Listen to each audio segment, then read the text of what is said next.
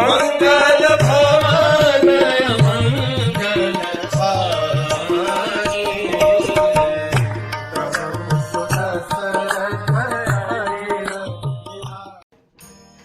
हरे कृष्ण।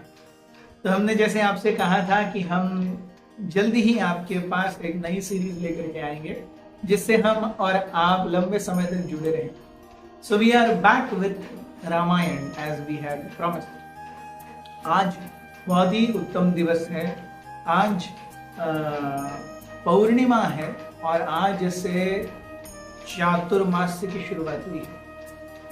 आज श्री सनातन गोस्वामी का तिरुभाव दिवस भी है, जो गुरु पूर्णिमा के रूप में मनाते हैं। कहते हैं कि सनातन गोस्वामी का जो कनेक्ट था ब्रजवासियों से वो इतना महान था, इतना सूक्ष्म था कि सनातन गोस्वामी से ब्रजवासी ऐसे प्रेम करते जैसे कोई अपने भाई से, अपने पिता से, अपने बेटे से प्रेम करता हो। और सनातन गोस्वामी भी जाकर के सबके पास उनके कैसे हो, क्या हो, बेटा बेटी का क्या हाल है, शादी हुई कि नहीं, बच्चे हुई कि नहीं, ऐसे साधारण बातें किया करते हैं। और सभी ब्रजवासी सनातन गोस्वामी से अत्यंत प्रेम करते हैं। तो सनातन गोस्वामी का तिरुभाव हुआ आज। उन्होंने अपना शरीर त्याग कर लिया और सनातन गोस्वामी का ये एक व्रत था कि वो हर दिन गोवर्धन परिक्रमा करते। In his life he every day did Govardhan परिक्रमा। और इस गोवर्धन परिक्रमा जब सनातन गोस्वामी लगभग 75-80 साल के हो गए तब वो परिक्रमा नहीं कर पा रहे थे। तो ऐसे में भी वो किसी तरह करने का प्रयास करते और भगवान ने आकर के उन्हें कहा, अरे सनातन आप इतने वृद्ध हो गए हो, आप अभी ये क्यों कर रहे हो? तो सनातन गोस्वामी कहते हैं, अरे नहीं प्रभु, मैं वृद्ध हो गया तो क्या हुआ, मुझे अपनी जो साधना है वो बरकरार रखनी। तो तब भगवान ने एक गोवर्धन शिला सनातन गोस्वामी को दी और कहा कि आप अगर इसके 4 चक्कर लगाएंगे तो it is equivalent to Govardhan परिक्रमा।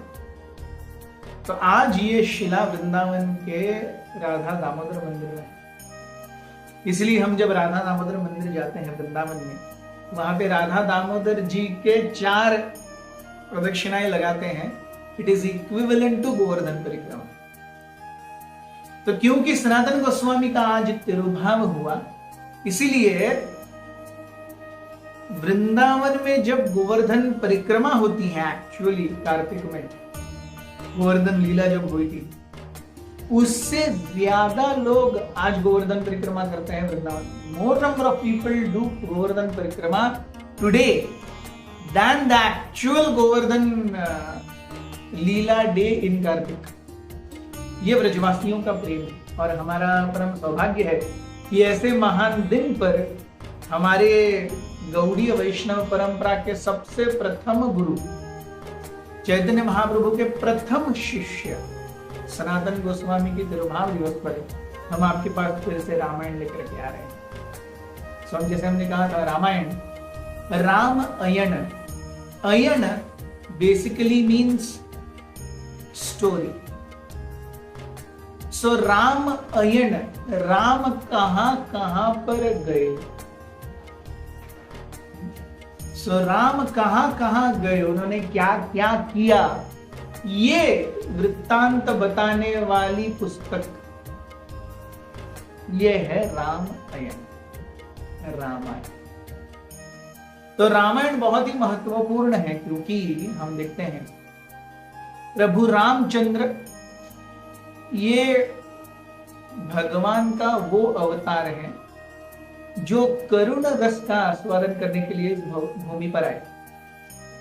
देखते हैं भगवान को भी he also doesn't like always to experience the same taste। भगवान रसिक शेखर हैं, रास रसिक है। So he is expert in tasting all the mellows, and one of the very important mellows in Golok Vrindavan also is Karuna। Karuna means tragedy। अब अगर रामायण देखेंगे, हर कोई कभी ना कभी तो रो ही रहा है। रामायण शुरुआत होती है, वहां पे दशरथ महाराज रो रहे हैं, संतान नहीं है। संतान हो जाती है तो थोड़े ही समय में वो चली जाती है। जब राम और लक्ष्मण छोटे से हैं तब विश्वामित्र मुनि उन्हें लेकर के चले जाते हैं विद्या सिखाने के लिए। तो उस समय दशरथ महाराज और सारा अयोध्या का जो राज्य है वो व्याकुल है। इसके बाद में हम देखते हैं जब उनकी शादी हो जाती है प्रभु रामचंद्र की, उसके बाद में उन्हें वनवास मिलता है। वहां पर दशरथ महाराज रो रहे हैं क्योंकि राम का अब सहवास नहीं मिलेगा। कौशल्या रो रही है, सुमित्रा रो रही है, कई थोड़े देर के बाद रोएंगी। राम चले जाते हैं, अयोध्या रो रही है, सीता माता का अपहरण हो जाता है, राम और सीता दोनों रो रहे हैं। सो बेसिकली हम देखेंगे राम और सीता बाद में एकत्रित हो जाते हैं, फिर भी एक धोबी कोई तो बोलता है अरे राम ने एक्सेप्ट किया अपनी पत्नी को, मैं ऐसे थोड़ी ना एक्सेप्ट करूंगा। प्रभु रामचंद्र सीता का त्याग कर देते हैं, वहां सीता रो रही है, प्रभु रामचंद्र भी रो रहे हैं। सो करुण ras, the ras of tragedy exists in all the episodes or sub themes of Ramayan. So जैसे भगवान को कभी रोने की इच्छा हुई, कभी दुख एक्सपीरियंस करने की इच्छा हुई, क्योंकि भगवान रसिक शेखर है, वो केवल सब अच्छा ही नहीं चाहते, वो कभी कभी दुख भी एक्सपीरियंस करना चाहते हैं। उस दुख में भी आनंद है, उस दुख में भी रस है। आप सोचेंगे दुख में कैसे आनंद है? यह आध्यात्मिक दुख है, यह भौतिक दुख नहीं है जो केवल क्लेश देता है, ये दुख भी आनंद देता है। यहीं से हम भक्तों के जीवन में भी देख सकते हैं, भक्तों के जीवन में भी दुख आता है, लेकिन उस दुख में उन्हें आनंद आता है कि अरे भगवान की सेवा तो मिल रही है। तो जब भक्त अपने दुख में आनंद महसूस करते हैं कि भगवान की सेवा तो मिल रही है, भगवान को कैसे एक्चुअल दुख हो सकता है? नहीं, वो दिखता है दुख, वो रस है, रस मतलब आनंद। सो ये दुख का आनंद है जो भगवान राम महसूस कर रहे हैं। सो ये श्रृंखला हम आपके पास लेके आ रहे हैं, हमारे साथ बने रहिए। बहुत बहुत धन्यवाद। हरे कृष्ण।